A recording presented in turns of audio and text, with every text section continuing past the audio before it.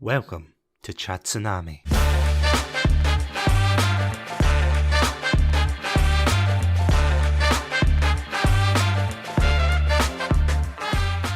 Hello everybody and welcome to this special spooky edition of Chatsu Shorts. In this episode, I'll be discussing the 2013 survival horror game Outlast. This episode will contain spoilers to the first game, as well as themes that some people may find disturbing. Listener discretion is advised.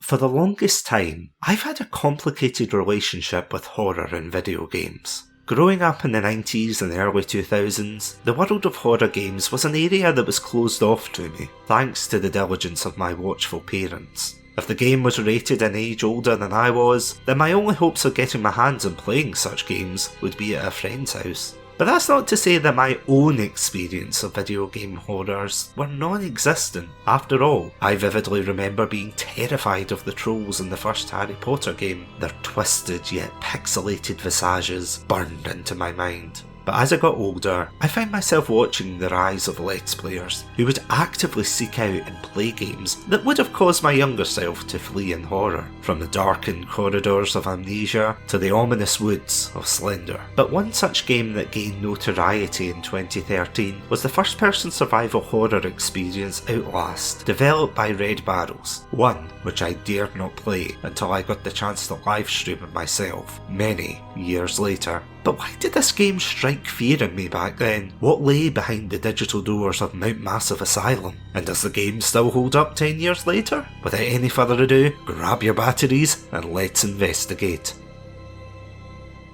This game has you assume the role of Miles Upshur, an investigative reporter who decides to break into an abandoned mental asylum because hey, everyone needs a hobby, right? After grabbing his camera to no doubt become the next content creator to feature in a true crime podcast, you're told straight off the bat that you're not a fighter. This sets the scene perfectly, as you'll be spending the majority of your time LARPing as an Olympic sprinter within the asylum's narrow halls, as you navigate deeper into the bowels of the derelict building. Much like other games of the genre, you would have to be vigilant of threats that lurked in the shadows, from those driven to madness by living here to the more intelligent figures pulling the strings in the background, who would rather see your body twisted into a demented Etsy sculpture instead of seeing you alive. This ranges from a hulking strongman called Chris Walker, who refers to you as a little pig, to the demented Richard Traeger, who took the phrase cut and paste to a disturbing level. After succeeding in escaping from naked men, ghosts, and a demented priest, and what could possibly have been the raunchiest idea for a Scooby-Doo episode,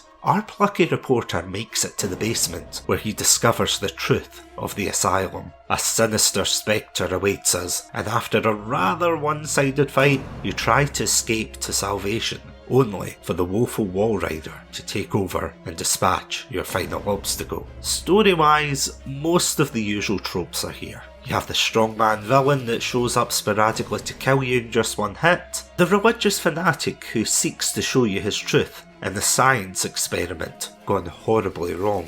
Yet, for the majority of the game, you feel the true horror and hopelessness of your situation. As stated before, you're not some special forces badass with a license to kill. Your only hopes to save yourself is to find the truth behind what is going on, and the atmosphere built throughout is done fantastically. The sound design is excellent, as it creeps and crescendos into a horrifying harmony of stress, as you're forced to run when spotted by the denizens of Mount Massive Asylum. And I must say, despite some of its grotesque presentation at times, it does use the environment well.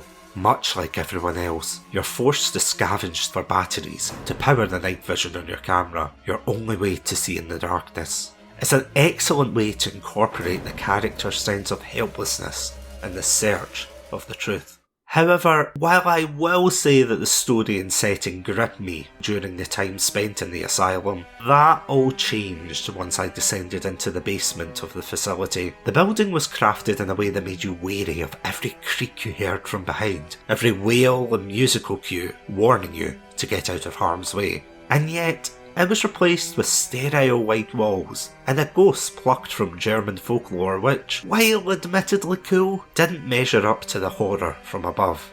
The ending is unfortunately lackluster, as you're forced to find the controls to shut down the source of the Walrider's power, which in turn leads you to being possessed. And while an interesting concept, you're then Robocop by a team of private soldiers sent by the Murkoff Corporation to tie up any loose ends. Combine that with a Sopranos fade to black, and you get an ending that admittedly leaves you wanting more. And surprisingly enough, we do get a follow-up to the game with the DLC Whistleblower that puts you in the shoes of, well, a whistleblower who is caught by the Murkoff Corporation and is then forced to escape the asylum, all the while trying to evade his own set of horrors. And while I haven't played it for myself, I'm aware it ramps up the gore and shock value to a ridiculous degree. But in spite of that, it does give us a somewhat sense of closure to the fate of Miles Upshur and his new ghost pal. And what happens to Miles, you may ask? Does he set off into the sunset to solve mysteries? Or perhaps he decided to star in a mediocre David Cage game? And to all 5 of you out there who got that reference, I appreciate you.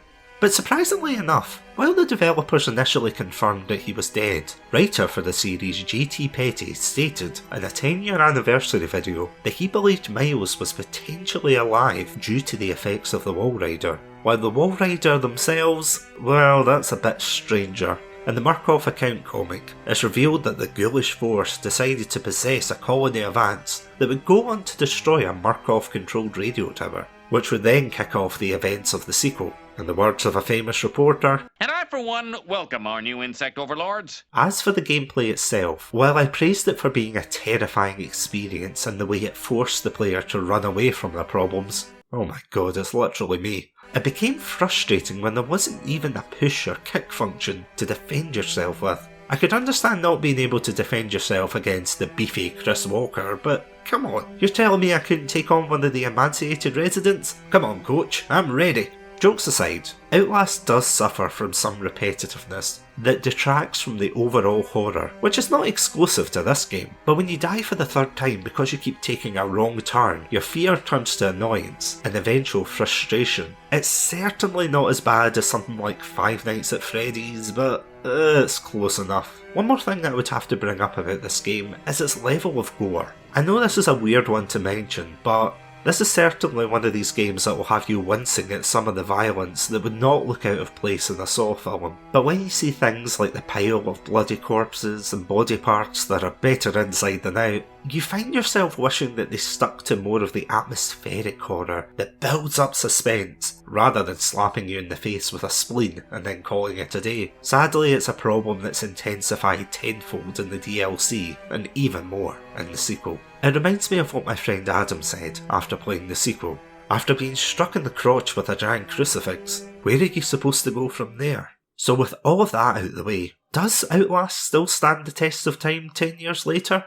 Well, surprisingly, I would say yes. Despite its shortcomings, the game did cause me to scream several times with its jump scares. Oh, to a live audience, might I add. The atmosphere was great for the most part, and even being unable to fight back added to the helplessness you felt as a character. The game isn't perfect, and given its crazy ending and violent tendencies, this is most certainly not for everyone. But at the same time, there's a reason that so many Let's Players were drawn to this game. It is by all means an unsettling experience that can be dusted off if you have a spare 3 or 4 hours to give. I would be lying if I said this game didn't unsettle me. After playing it in celebration for reaching 600 followers on Twitch, it quickly became one of my favourite experiences during my time there. Every scream from the game's stellar jump scares left me, while admittedly rattled, wanting to see the experience to the end. So if you've got the stomach for such a game, I would wholeheartedly recommend the first game. Horror fans and horror curious alike, this is one experience you will not forget.